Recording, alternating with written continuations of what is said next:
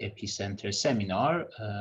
As I mentioned, we had a delay in our speaker joining us, but now he's here. So without any delay, I'll just ask him to start the presentation, and I will ask him to introduce himself as well. Augustin, you are a co-host now, so you should be able to share your screen.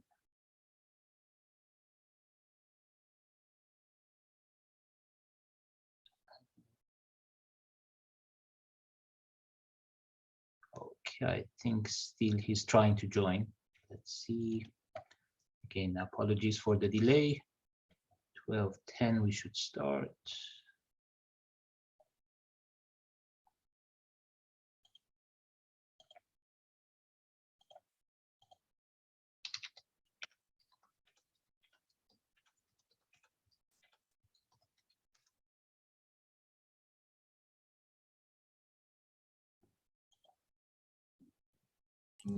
Hi, Arash. So sorry, it took me a few seconds to join first. I had to leave a class just before, but I'm now with you. I will just launch my presentation and start sharing before be able to introduce myself and what we're going to be talking about today, of course. So just start sharing PowerPoint slides, which is here. Can you see my screen correctly? Yes, perfect. We can hear you as well. So the floor is all yours. Thank you. Seems to be working. Thanks a lot, Arash, for the kind invitation. I'm very happy and honored to be talking today in this EPICentre seminar. So my name, I don't know if you did a kind introduction before, so I may repeat a few things. But my name is Augustin Guibaud. I'm a lecturer in energy within the civil engineering department, so CG at UCL. And I've been quite obsessed a few years with fires, in a good way, of course, because my obsession is more to prevent them and to make sure we can stop them before there's any destruction or worse, life losses. And today we're going to talk and focus on one, I would say, high-profile case, which is the fire of Notre Dame. So in the next tens of minutes, I will go with you through different stages of this fire and try to have complement between, I would say, the key actors that can prevent these kind of fires and that must interact. The idea is not to go too deep into anything that is, for instance, equations related, but to show in process where research should play a role. The present situation and avoid such a tragedy repeat itself in the future of the same building, but of course in every building, religious or not, around the world. This problem is not new, as you would see, and it's really down to a misconception that we usually think that all buildings or historic buildings are old versions of modern ones. And as such, we usually try to apply clumsy, recent solutions to buildings for which they've never been designed. With this very short introduction, we started the fire of Notre Dame by looking at what was the state, what was the situation the day after. So we're going to start by talking about what was after the fire. And you can see here on the left a drone shot of Notre Dame. And what you can immediately notice is that the roof is gone. Okay. But instead of talking about what is gone, we're just going to focus on what was still there. First of all, you can see that none of the buildings which were adjacent to the cathedrals burned at all, which is a success in terms of flame spread. You managed to contain the spread to the only building that was affected in the first place. And you can even see, if you zoom in, that the small roof elements, which are below the main roof of Notre Dame, have also not been affected by the fire. So in a way, the fire was successfully constrained to a restricted area. A second thing that you can't see on the picture, but that you could read about the next day, is that not a single life was lost in the fire. There were actually 3 light injuries that were immediately treated, policemen and firefighters. And so no consequences from, I would say, a public health perspective.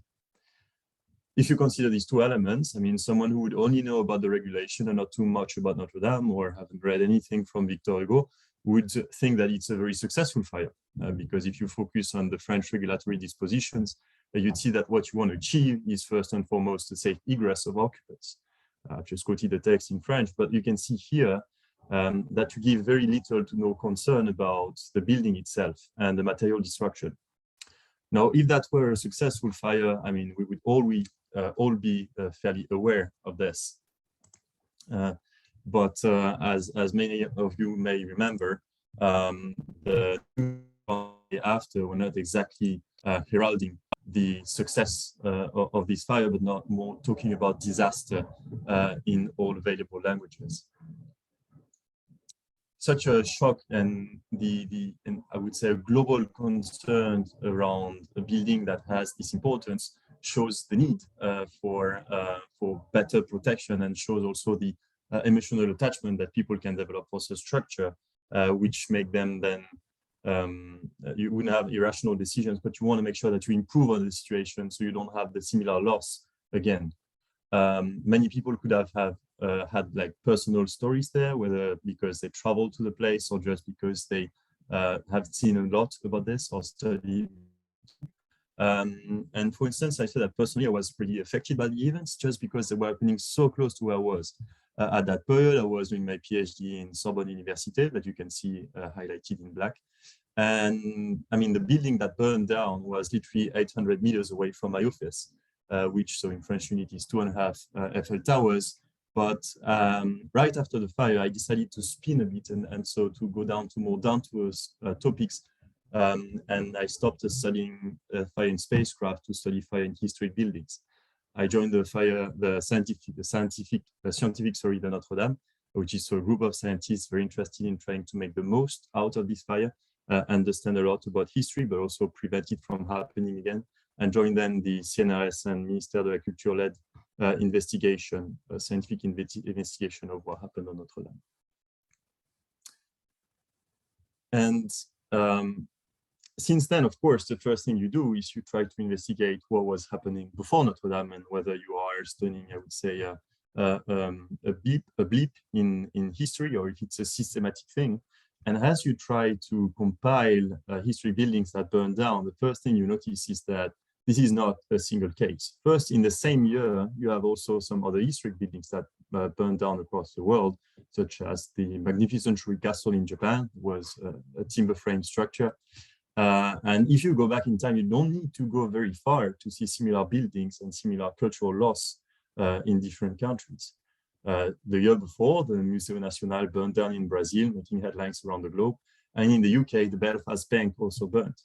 And same year, the Glasgow School of Arts in Scotland burned for the second time, which is also something that you want to make sure that can be quite striking. So it means that you may have a situation where a building will burn down, but you don't have automatic procedures that make sure that reconstruction is carried out in a sustainable way. And these historic buildings, I mean, we can continue and go 1 year and get back to the moment they were built. But it's basically something that is a constant across historic buildings do and down. And even countries with only a pretty recent history, like the United States, they see cultural losses over the past years or decades that impacts on that I would say have a negative impact on the conservation of cultural monuments. Now, this problem is pretty striking because we expect these structures to deserve attention and to be at the center of attention from the different stakeholders. The problem here is that you have many stakeholders that do not come with the same angle. So what we're going to do in the presentation that is cover different visions of this problem to try to understand better how they interact and how we should improve to make sure it doesn't happen again. Notre Dame is a one-off, but as I just showed you, 40 years of 35 years before, York Minster burned down in the UK in a configuration strikingly similar. And so in the next, I'm just trying to be conscious of the time so as not to keep you for too long, but as we try to look and improve on the present situation, we can see what happened there through three different aspects. The first one is the viewpoint of a curator who's going to be especially interested in the history and conservation of this historic building. The second aspect that we're going to see is that of a fire engineer that identifies specific needs, specific threats, and try to implement a sound strategy on the building. And the third one, which is the one you don't want to have to resolve to, but with a necessary step, is to think how a firefighter would assess the fire. And to do this, we will go through the timeline of the fire to try to better understand what kind of monster the firefighters tried to fight that night of April 2019. Eventually, I will open up to show what scientific story investigations we are conducting at the moment to either study some fundamental aspects like timber self-extinction that can help prevent any fire starter, but also how we try to investigate now the fire growth phase so as to reduce the impact of the fire on the building, but also to understand how to optimize the fire engineering within such structure. We will talk, of course, about how the fire is more than just burning elements and how you actually have a deep interaction with infrastructure that requires knowledge that goes way beyond the combustion community. I'd like to acknowledge the work that has been done also by Professor Torero and Reed Ashby, who was doing his master's thesis last year. I'm going to talk about some of the elements they contributed to, and also Dr. Cuevas from WPI in the United States, with whom I've been working on the timber self-extinction that we'll talk about later. So the first shoes that we're going to take, or we're going to walk a mile in the curator's shoes. And the curator is especially interested in his building and in making sure that they have, that they can preserve the legacy of the place. So if you're a curator, first you want to see how it all started and so what the construction phase was. The construction of this cathedral lasted for about 200 years, which is quite impressive in modern time, but was, I would say, pretty standard in those days where you had limited means of construction and also usually a lot of funding problems, which mean that you would the construction would be scattered around decades of work. This cathedral was built at the initiative of the local bishop, who wanted to basically put this magnificent cathedral in the center of Paris. And this is where they built, when they built the historic tower, the towers, the roof, and a first spire, which is not the one that we could see when it burned down. But you can see that there's already quite some craft and a very intricate and complex timber roof structure, which had an invaluable, which was of invaluable cultural asset for historians that could then study how construction was made in those days. The oldest picture that we have of Notre Dame is shown on the right. It's basically, I mean, not a picture, but of course a reproduction. And he's, as you can see here, it's fairly similar. I mean, that's zoomed in, so it's not a very good quality. But it's fairly similar from what you would see if you were to go to Paris in 2018. However, I should insist again on the fact that the spire was not the original one, because after it's been constructed, of course, in the 14th century, end of construction, this cathedral went through a lot of refurbishment and work. Major renovations were carried out in the 18th century as the unstable and rotten spire was brought down to make sure it was not going to collapse on the roof. And there was quite some incentive retrofitting of the roof inside. So some beams were replaced and you had some change in the structure. And of course, the cathedral also suffered some, I would say, minor, though still present, damages during the French Revolution. Through the 19th century and following efforts by the French government to revitalize this, this building, following the popular success of Les Misérables, that you may know or have seen if you want to see the musical in. Sorry, Notre Dame de Paris, my bad. If you may have seen the musical too. The French government wanted to restore the glory of this cathedral, and so they commissioned Viollet-le-Duc and Lassus to rebuild with the mindset of the original builders. At that moment, a new spire was added, but you can see these black and white pictures, or even before black and white, but these pictures from the 19th century showing what the cathedral was like without the central spire. And you had a pretty standard roof. And so there was this addition of a massive element in the 19th century. Now, when Notre Dame burned down, it was undergoing some major restoration work too, and you had a maintenance of the spire, but also some electrification of the bells. Sorry, that took place, and the addition of a new lightning rod. This gives us the present situation, and this is what Notre Dame was like. It's a building that is about 100 meters in length. The roofing itself is almost 100 meters long. It is spanning about 100 meters above the ground if you take the top of the spire, and the roof on average is at about 50 meters. And this is going to be quite a concern when you think about how to do firefighting there. So bear all these dimensions in mind. The inner dimensions are 33 meters, and the width of the facade is about 40 meters too. So you have this building that is quite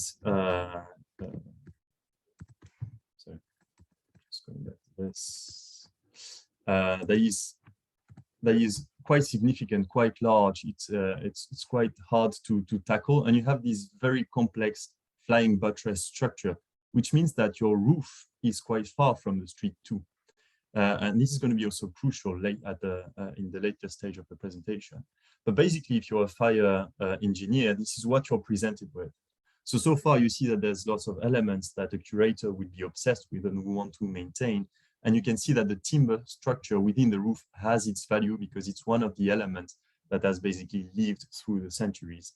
And that has a lot of that is a source of cultural findings. From a fire safety perspective, what you want to see first is what do you need to protect and where the fuel load is. What you want to protect first is life, always. That is required from the codes, and that's, of course, the major concern that you have. In Notre Dame, you don't have anyone who's living there permanently, but you have a lot of visitors, up to 12 million in 2017, and the building is still active with some regular religious services. On top of this, of course, there was also, prior to this fire, a concern that you wanted to preserve the religious value, as well as its historical value and its cultural value. It also has an inherent architectural value. So that's quite a lot of things that cross together. Some of these are in the form of artifacts that you want to be able to take out of the building in case of a fire, and the other are structural elements that you could not remove or predispose or take away in case of a fire. So you really want to make sure a fire doesn't start and spread within the building. As we zoom in on this second aspect, it needs to be reminded again and iterated again that you would need to do this once life safety is assessed. And you could only do this if curators are able to tell you in which, what is the hierarchy of protection. You can't protect the whole building at once with the same level of accuracy. So you want to make sure you understand what the priority of the curators are.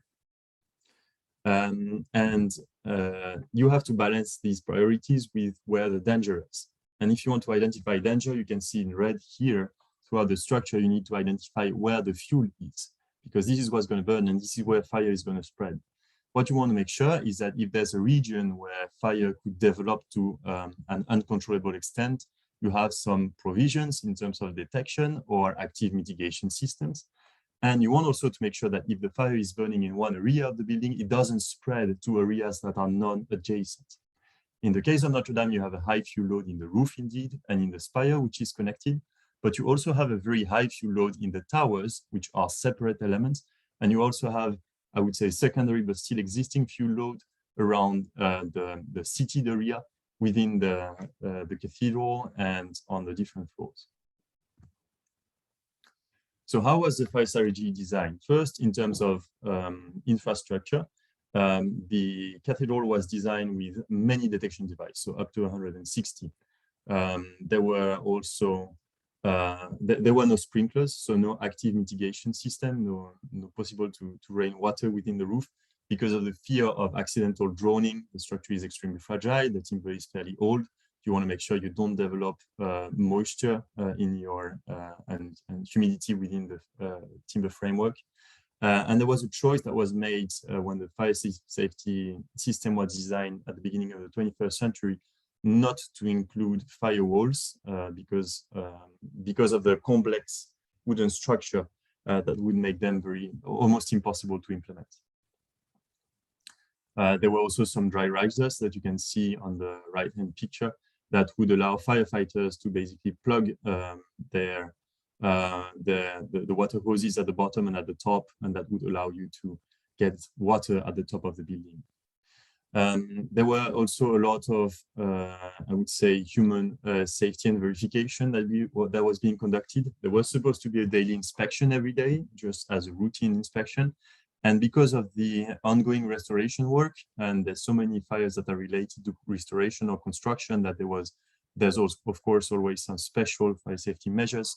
There were some additional fire extinguishers around the roof area, and the thermal scan was conducted, or was supposed to be conducted every day after work, to prevent any, any tools to produce a hotspot around the fragile timber structure.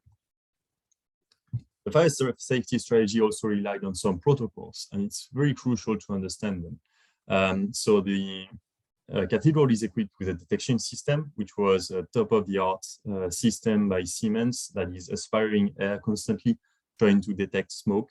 A lot of them were in the roof space. And something that has to be immediately highlighted is that the detection system, if triggered, does not call the firefighters immediately. The strategy that is implemented in many countries, because firefighters are usually already overwhelmed by the amount of interventions that they have. And if you take a city like Paris or London and you try to count the number of historic buildings that would deserve such a special treatment, then you would arrive in a situation where false alarm could completely hamper the regular actions of the firefighters.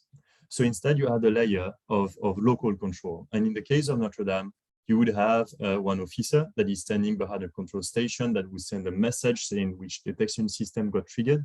And then this officer would send someone to have a visual inspection. In the case of Notre Dame and in many of these complex buildings that have many stakeholders, like the city and the church at the same time, you would have one employee that has to go either to the towers or to the rest of the building to confirm the presence of the flame, and only if the presence of the flame is confirmed and the fire is out of control, would they then call the firefighters. That may seem a bit complex, but I mean, on paper, that's a system that is quite efficient and that works quite fine. The only problem that you can see here is that you're already increasing the number of interfaces. So you have to make sure not only that your detection system is resilient and efficient, but you also have to make sure that the discussion with the people involved in the fire safety protocols are efficient, and you don't have miscommunication arriving there.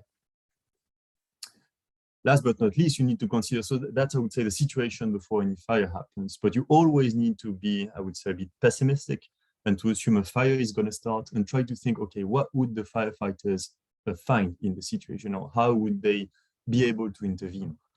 And well, to do this, unfortunately, we can just recall what the events on that night and how they unfolded.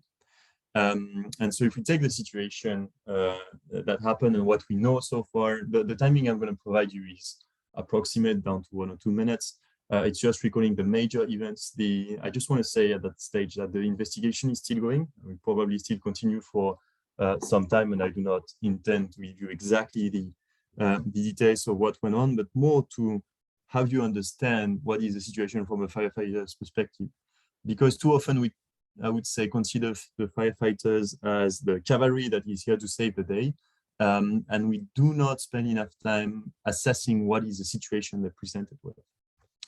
So on that night at 6:20 p.m., a first alarm rang in the cathedral. This alarm very successfully, I would say, warned everyone or acted appropriately, since the cathedral was completely emptied at that moment. But from, I would say, a logistics perspective, so a message was sent to the security officer. You can see here the kind of message that was received, which is fairly cryptic. Attic nave sacristy ZDA 1103151 aspiring framework.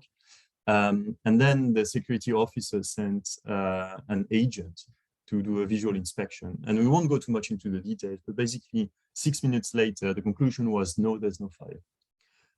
It turned out they went to the wrong area, so there was a problem of communication somewhere around this side. But this is not, there's a point here is not to find what went wrong. It's just that's something you need to be ready for. You need to have a contingency plan in case this kind of misinformation happens.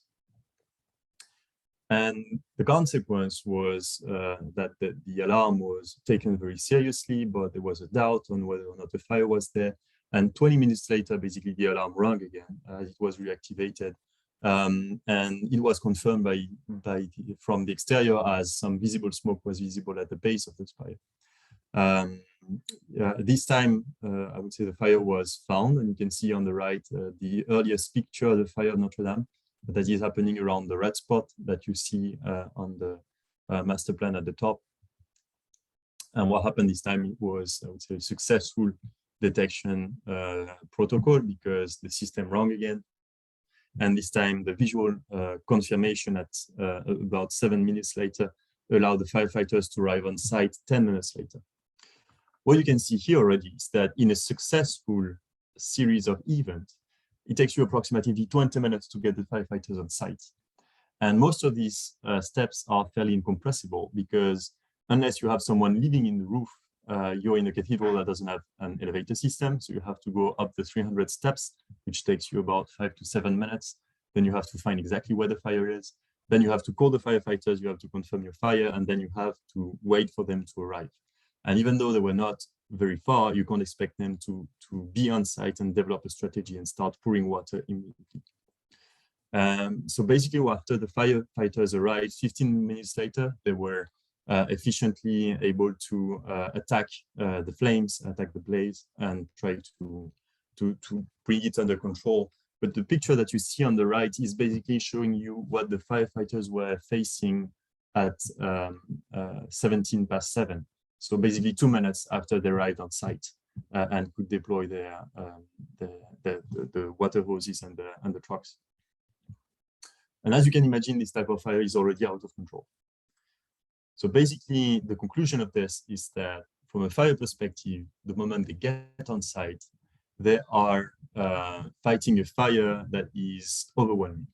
Not only is it overwhelming in size, but it's also quite difficult to access, and that is going to prevent a lot of the firefighters' action to be efficient.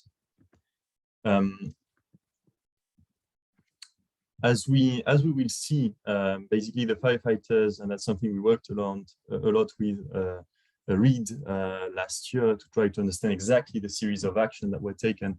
But the firefighters, they deployed quite a lot of equipment. You had some pumps pumping boats pumping from the River Seine nearby to try to get some water.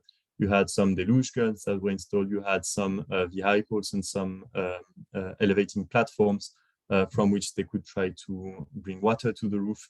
And you can tell here that as the time goes, so between 7:30 and 8, reinforcements are arriving, the fire is progressing, and then as the fire progresses, more and more equipment is deployed. However, from a few pictures, you can already see here that it's not a matter of quantity, but a matter of quality. Even though firefighters could deploy, and you had up to 400 firefighters on site, they could deploy as much resources as they wanted. You cannot access the building that easily. It's a very specific topography, so you cannot rely on the same means of firefighting as you would do in a traditional construction. I will then go through the events pretty rapidly, but basically at 7:50, the spire collapses. And you can tell from the picture on the right that not only the spire collapses, but the fire has been burning pretty hard. You can see on the right-hand side that basically the structure above the transept has fully burnt. And you can see in the front that the fire above the tower has also reached the end of the roof. Following this, you have now 3 holes in the structure that is a lot more fragile, and evacuation of the firefighters has been ordered for the first time. Then the firefighters came back, and at 9, the flames are spotted in the towers. And the 2 towers are pretty critical elements because there are another area where timber structure interacts pretty intimately with the stone structure, and you don't want to see anything falling. Fortunately, the fire is brought under control around 10, and then officially extinguished only the day after at 10 a.m. From this timeline, I would say the only takeaway I want you to have today is that what happened in the first 50 or 55 minutes completely drove what happened in the following part. So in these kind of fires, you have such a large influence of what's happening in the first few minutes that you really need to focus your efforts towards, I would say, improving the situation there. And it goes through detection, it goes through communication with the firefighters, but it also goes through making sure you understand how your structure is going to react to a fire. If a quick look at the aftermath, so as I said, it's really less, but the material losses are quite incommensurable. You have destruction of the fire, the roof structure. There's lead contamination to an unknown level around Paris, in the core of a major city. The dangers are not over because there's an unstable cladding that is still standing. You have some partial burn in the North Tower. There's also triggering some questions about safety. And you've lost a lot of artwork in the process, in spite of the very good interventions of the firefighters when it came to taking the artwork out and the religious effect out of the cathedral. Overall, and it's still a pretty discussed topics now, there is unknown structural integrity of the remaining structure, which shows that basically it's more than just elements burning. You need to understand how your fire is going to impact your structure if you want to have an efficient intervention. Some questions can be raised. You want to know, of course, an event like this, what was the cause of the fire exactly? Then was the fire safety protocol in place relevant?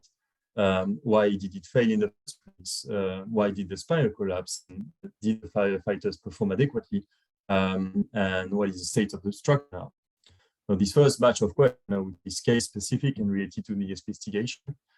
So you may get some knowledge from there, but something can bring you more information that you can then apply to other history buildings, is to try to understand better how a fire develops over timber, over this kind of structure, because you know it's something you'll be able then to apply to a range of different buildings.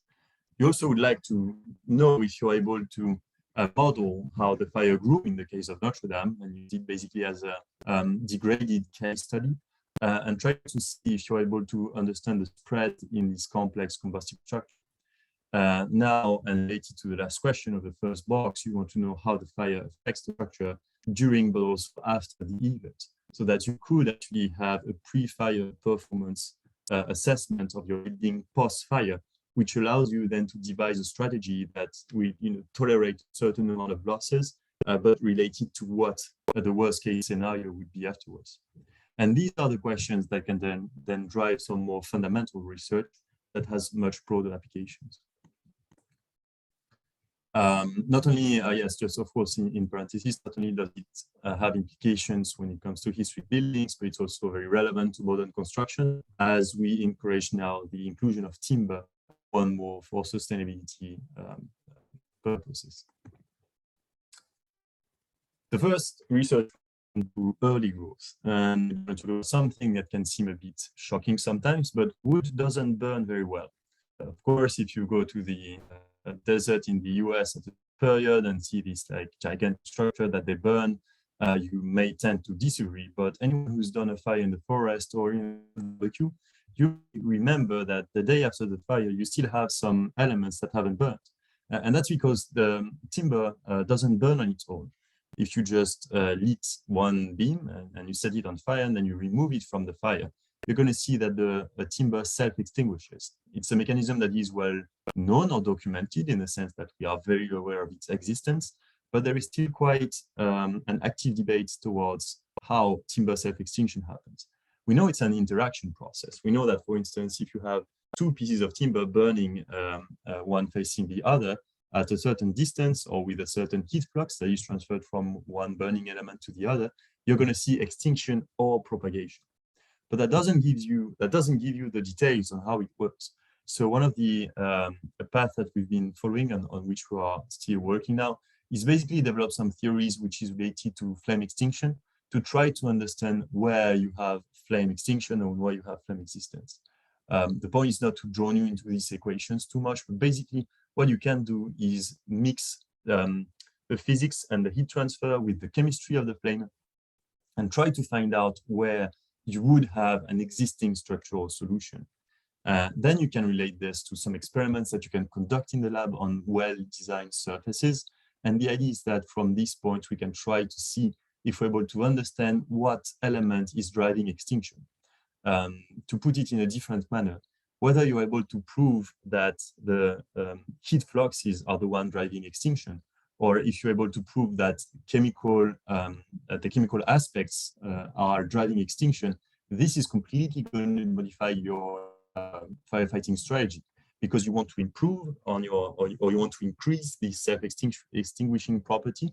So you need to know which are the aspects you're going to be able to play with to try to improve basically on the present situation.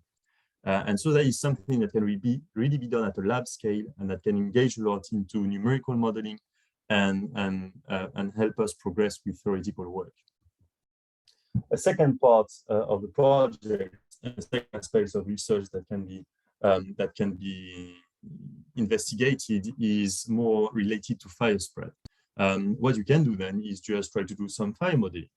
You will not develop some special tools, because there's already many tools that develop, but you want to see if they are fit for this very unique environment. There are tons of drawbacks.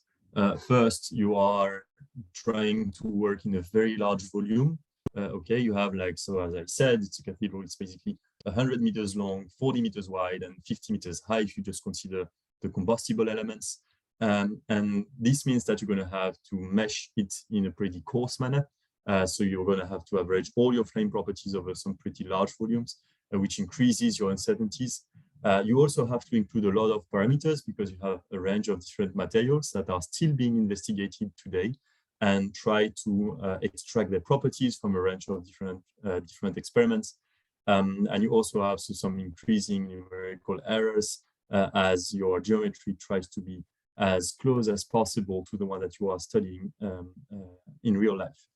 And as you can imagine, in something like Notre Dame, not only do you have major elements of large size, which can reach 100 meters, but you also have some very tiny details that are going to play a major role in how the fire spreads, that are down to a few millimeters. So trying to put everything in the same box is it's a pretty daunting task.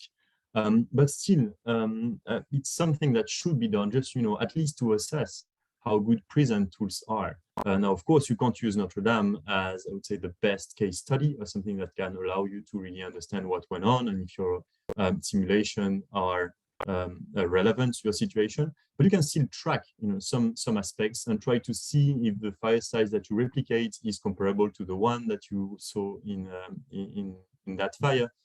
You can track things like the melting of the lead tiles that give you an isotherm, and you can try then to understand better what went on as the firefighters arrived on site. And that's going to have some pretty huge implications, because you're then able to pinpoint what is the critical time for intervention in the structure, and you're also going to be able to better dimension your firefighting systems, to make sure that they have the right amount of water, for instance, in the dry risers, or to make sure that your fire detection system can trigger the alarm rapidly enough.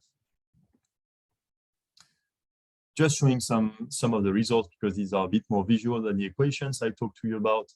One of the things you can do is just understand better how a critical fire can trigger a major fire or not. What we did is a series of investigation in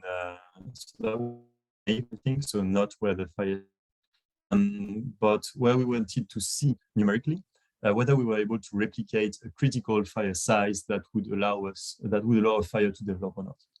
And what you can just see in this series of images, so these are just a temperature field within the timber frame. The timber frame is cut at the middle, so you can see the central axis in the simulation.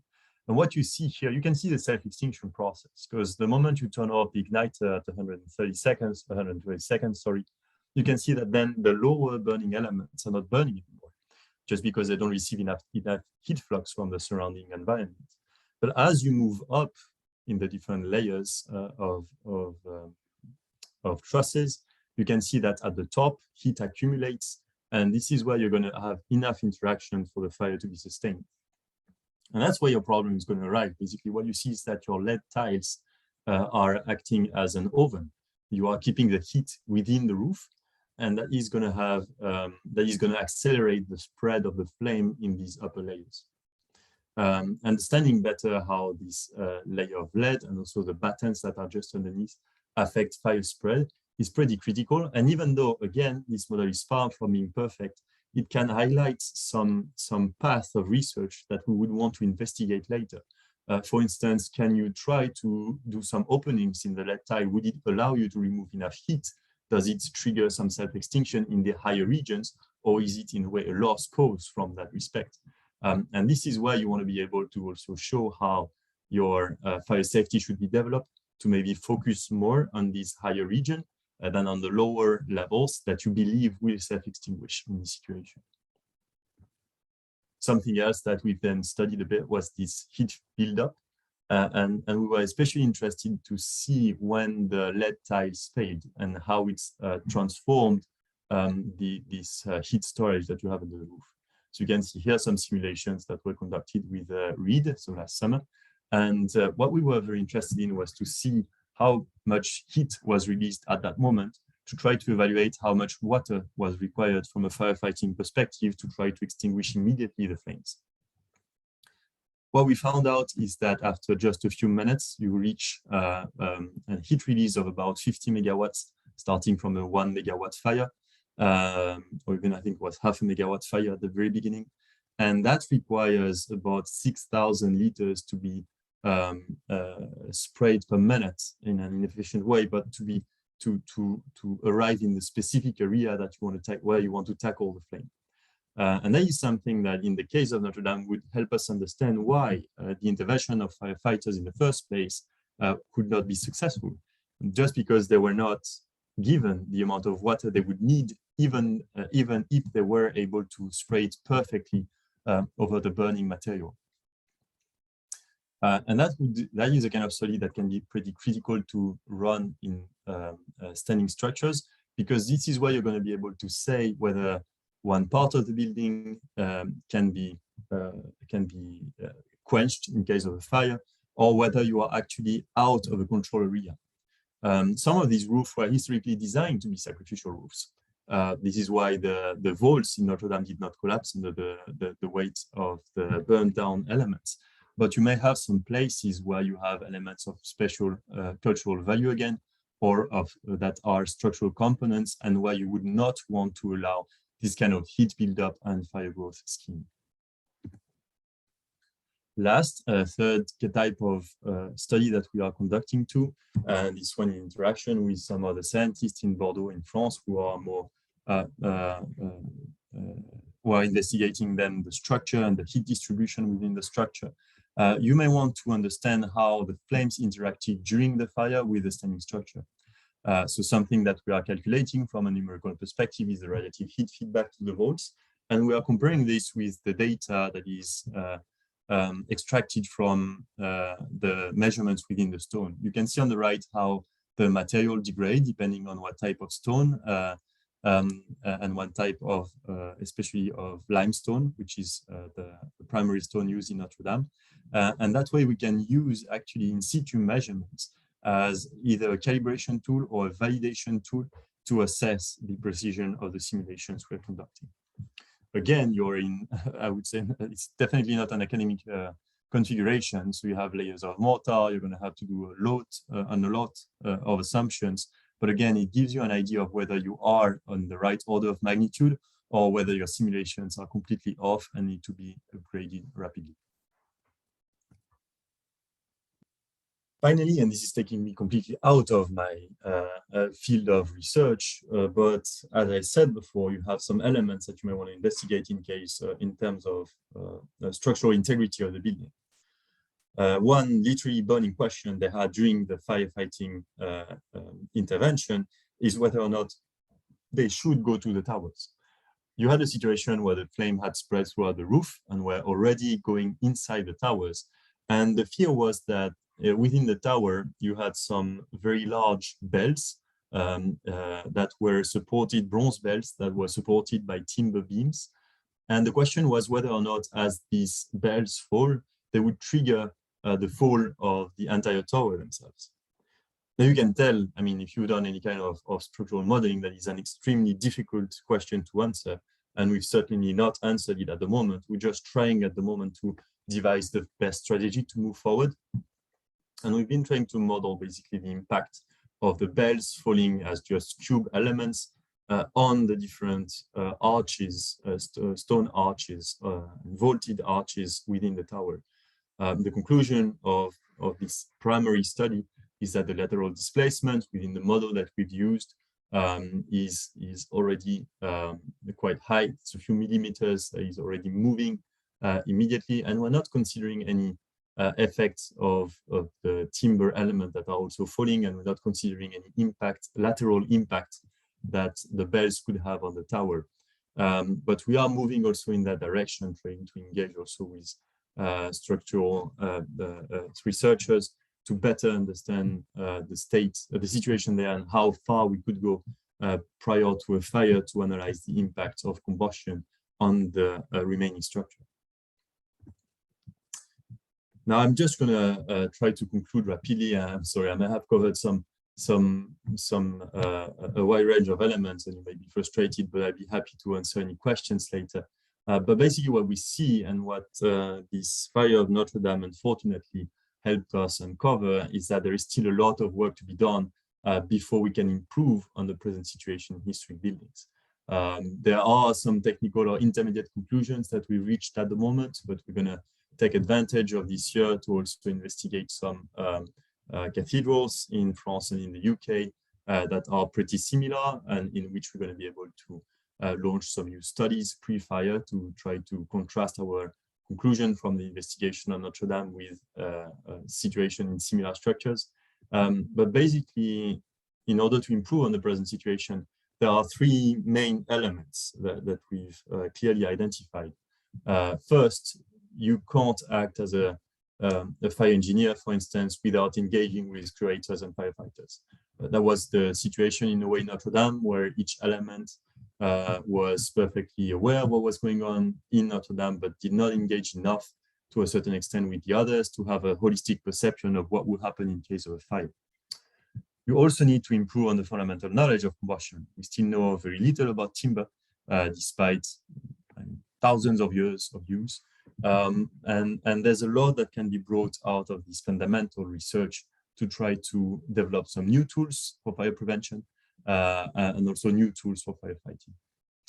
And last, even though simulation tools are far from being perfect, they should always be embedded in through simulation to try to not only improve on their capability to predict how a fire grows, but also act as supports to design fire strategies within these unique buildings. These are just the first building blocks, but I hope that this way we're going to be able to prevent future invaluable cultural losses through an upgrade in the fire safety in historic buildings. This being said, I want to thank you for your attention. I want to apologize again for being a bit late. And if you have any question, I'd be more than happy to take them now. Thanks. Perfect. Thank you very much. I'm sure you're happy to stay a little bit longer if people have any questions. Of course. Perfect. Thank you. Very interesting. I personally couldn't remember that there was a delay of 20 minutes for the firefighters to be called. And very cool simulation, the FEMs of the bells falling on the arches. If anyone has any questions, please feel free to unmute yourself or type it in the chat. I will read it aloud. One question I have is regarding the formula that you guys use for simulating the propagation and the flow of the fire. What are the concepts that matter? Is it the material? Is it the access to oxygen, opening? What are the stuff that it considers and it generates this like simulation, let's say? So this is simulations. What we're using, they are primarily driven by heat transfer. The chemistry that we've used is fairly simple. We believe at that stage that most of the chemistry is fairly fast, but that's a bias or an assumption that we took from the start. And basically, heat transfer is going to be dominant in the mechanism that we use. So you basically have a fuel, and you assume that it is degrading and producing your fuel in the gas phase as heat flux impinges your solid. There's, I would say, lots of assumptions that have to be made in terms of geometry, especially when it comes to how do we model the subgrid geometry. And there are major assumptions too in the heat transfer model, as we are going to have, I would say, buoyancy-driven fluid dynamics here.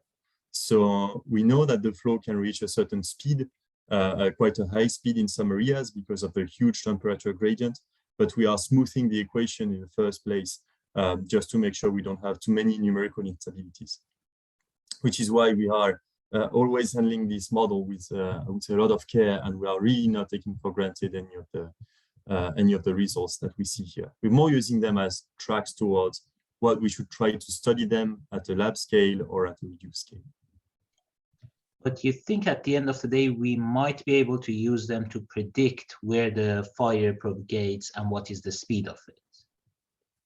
So that would be, I'd say, I don't think we're going to be able to narrow it down to some very accurate numbers. But what I hope is that this kind of simulation give us a flavor of where the major issue is. So you may not be able to see how fast exactly the fire is going to spread, but that can give you an idea of what is accelerating the fire and in what areas you're going to have a very fast convergence of the flames. In the case of Notre Dame, for instance, you can see, you could see, I mean, from the very beginning that this will be a problem in the sense that you have these massive structural elements that is built out of combustible elements. And so the issue, I'm sorry, I'm just going back to the very first picture because it's quite easy to see here. You have a vertical element, so you know flames are going to propagate very fast because you have fuel on top of a fire.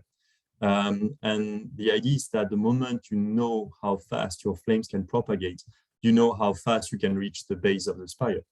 And this is the moment you know whether or not you're going to need structural elements that are non-combustible to support the spire, or if you are able to tolerate the loss of the spire entirely. So just knowing that there was an assumption in the case of Notre Dame that the fire was going to develop very slowly, which was due to, I would say, a misunderstanding of flame propagation of a timber. And so they assumed that basically firefighters would be able to walk in the roof as they arrived and extinguish the flames no matter where they were. Turned out that when the firefighters tried to enter within the roof, the temperatures were already so high that they were not able to pursue firefighting actions from within the roof. And so you can imagine then the problem that you have with firefighters being outside of the lead roof and trying to extinguish the flames that are within. Okay, interesting. Sayed, I think you raised your hand first, so if you want to ask your question.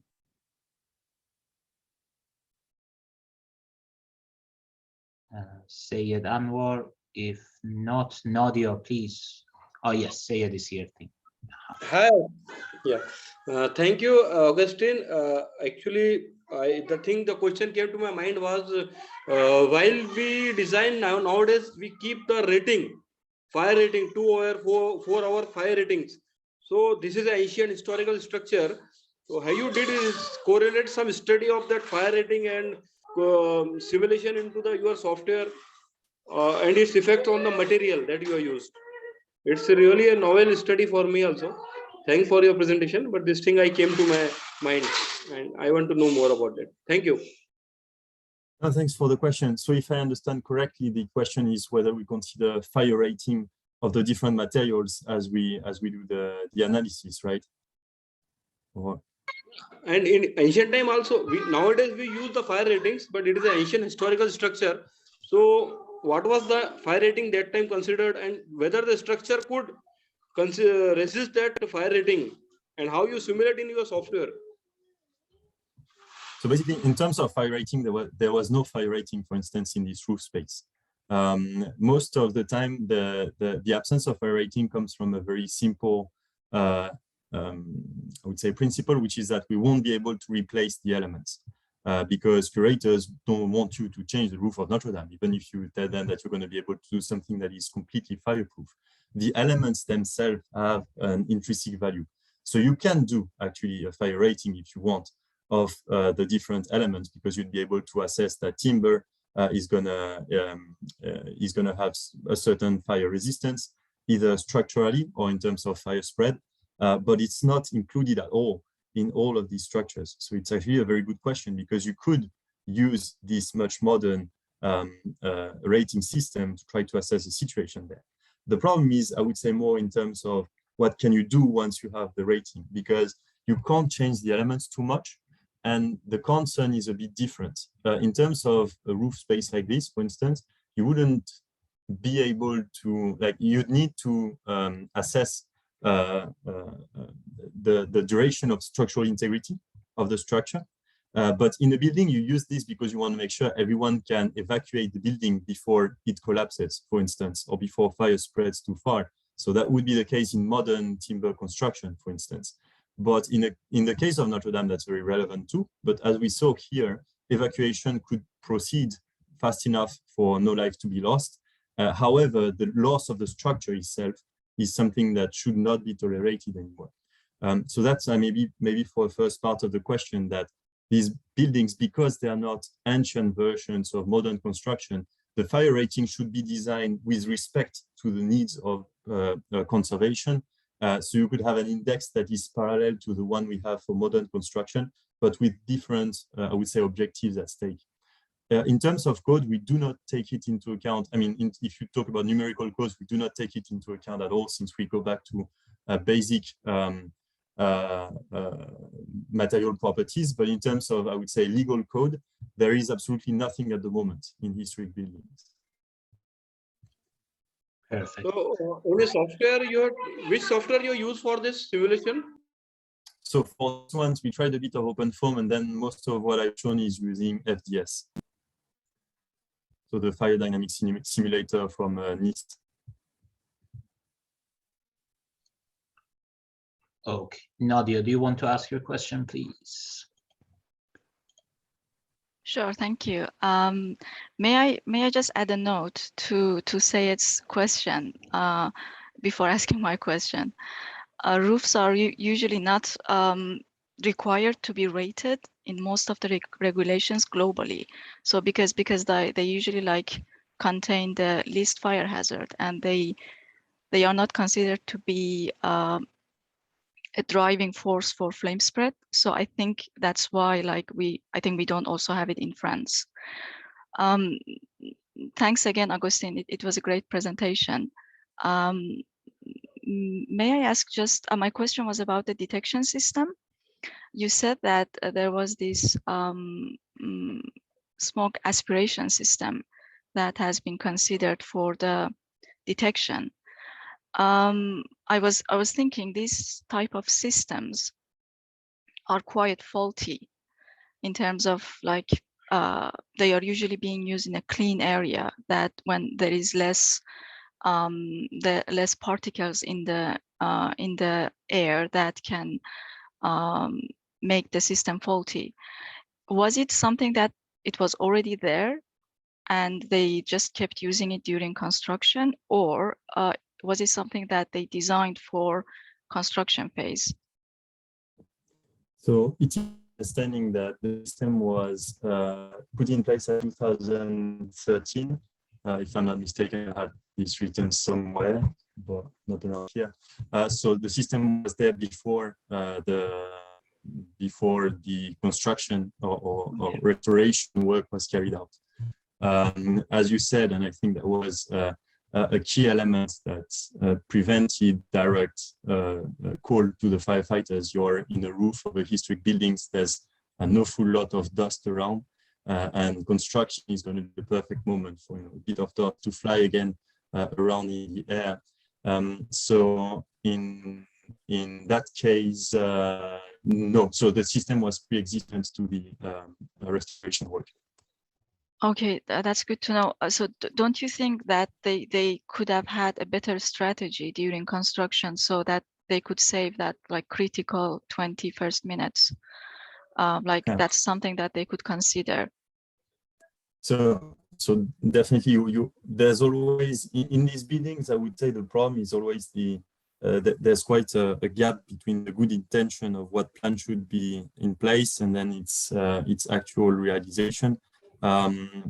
Ideally, in these structures, you need to have a system when you are 100% sure there's no fire. And currently, unfortunately, most of the system goes through human verification. So what you would want, for instance, is someone to stay in the roof space after everyone is gone, just to make sure that you don't have any fire that starts. Or you would want visual confirmation. You would want some camera system to be able to tell you everything that's going on at that moment.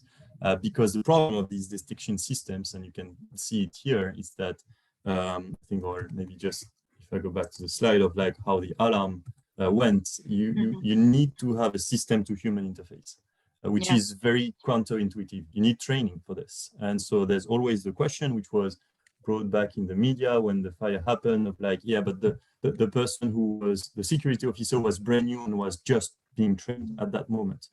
So that means that if you have such a system, you tolerate a gap in terms of time where you're going to have training going out. And so it means that you tolerate a moment where we would have some flawed safety just because you're not quite sure that you're going to be able to carry out an efficient detection. Now, I would say beyond this question of detection, there's the question of, even if you're able to detect instantly, what is the actions that you can take? And that's something I'm pretty interested in the sense that, say the detection went perfectly and firefighters were there on point and they had all their equipment ready.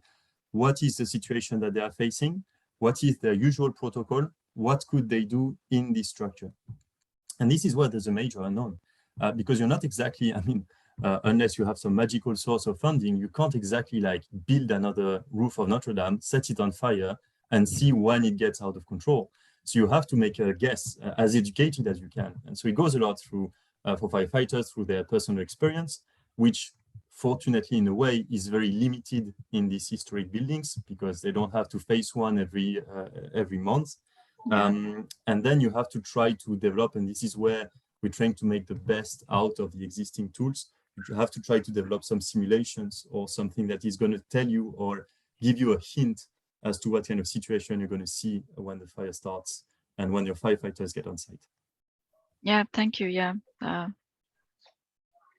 Perfect. I'm going to like end the questions with the last one from Francis, and he's asking, so what was the cause of the fire? Does anyone know what happened? We don't know the cause of the fire, and the investigation is still ongoing. But there's no, I'm completely out of this investigation, so I don't have anything to say on that point. But anyhow, as the restoration was happening and those scaffoldings were around, we can point the finger to someone. But yes, as you were saying, yes. What I can say is give, I think, an overview of what tracks were being investigated. It's an accidental fire. It's not a criminal fire, which was a track that was very rapidly put away. And what can cause a fire in this situation? I would say the classic one. So of course, restoration work is a moment of intense energy and intense activity. So you can have at that moment more risk because you have high power tools that can generate a hot spot somewhere. You also have more people, so you can have some activity. Of course, smoking was forbidden, but you can still have someone that smokes in the area. And the last point that is regularly brought forward is the presence of electrical wires within the structure. And it doesn't have to be especially an electrical defect, but what can happen is that because you have construction at the same time, you're going to shuffle your cables a bit. You may trigger at that moment a short circuit that could start something extremely small. But if it goes unnoticed, it can grow to a scale that is then out of control. I would just like to say, I don't want to quench everyone's hope, but don't keep your hopes too high on the investigation, in the sense that there was, so very recently, I showed you in terms of events, we had recently in the Glasgow School of Art, and the investigation of the second one that happened in 2018 was released, I think, 2 weeks ago now. And their conclusion is that they don't know what the source is. because in a fire, you destroy most of your evidences in the process. So there are many sources that can trigger a fire, and many of them are related to human error. So unfortunately, we have to make do with them in the future too. Yeah, true. One last question. I promise this will be the last question. I will finish it. As an expert, what will you do having the current knowledge? Let's go back a few years before. What will you do different? What will you add? 1 or 2 points? In the specific case of Notre Dame, I would definitely, that's a tricky one actually, especially because it's a very sensitive political topic. So let's say I'm not going to talk about Notre Dame, but about Saint-Étienne-de-Meaux, which is the perfect twin of Notre Dame, so that it can be the very same message, but there's nothing that is related to this fire. In Notre Dame de Meaux, which is presently standing, what I would love to do is first devise a proper detection strategy, or understand especially with curators, what losses can be tolerated.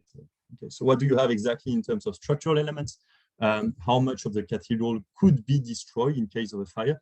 No one is going to say this can be destroyed, but it's just, what are the elements on which you put an emphasis?